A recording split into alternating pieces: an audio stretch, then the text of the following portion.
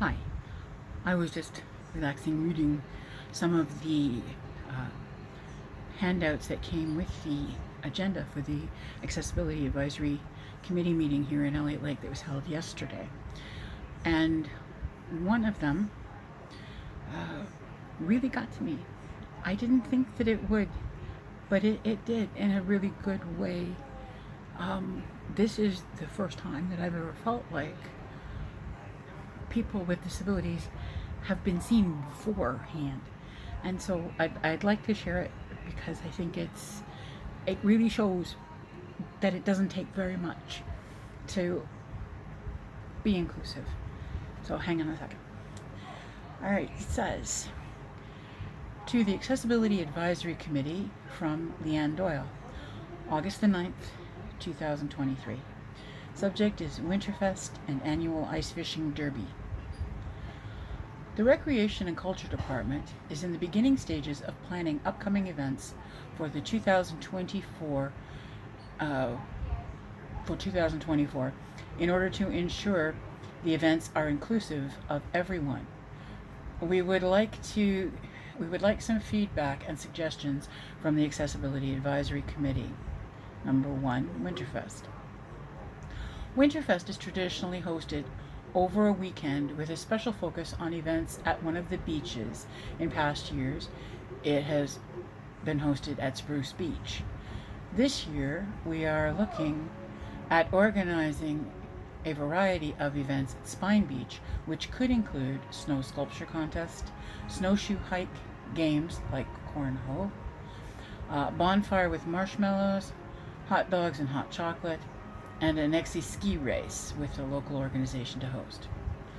Other weekend events at various locations could include Croaky Crow, and I hope I said that right, ice rink, free skate, and a pop-up art gallery night in partnership with some local groups. We would be interested in receiving feedback on location suitability for those with accessibility needs and any events we should be considering that would be inclusive. 2. Ice Fishing Derby. The annual Ice Fishing Derby is traditionally held on Horn Lake. We have received some feedback from the community about moving the derby to Elliott Lake. Horn Lake presents a challenge with the steep slope to access the lake and limited parking. Moving the derby to Elliott Lake with access to the lake from Spine Beach would remove the barrier of the steep slope with the possibility of utilizing the accessibility mats, which means the beach mats. The parking at Spine Beach is larger, allowing us to provide easier drop-off points and more accessible parking spaces. We would like to hear from the Accessibility Advisory Committee any feedback or suggestions with respects for these 2 events mentioned above. And this is respectfully submitted by Leanne Doyle. I really have to say thank you to Ms. Doyle. That's an amazing, amazing memo.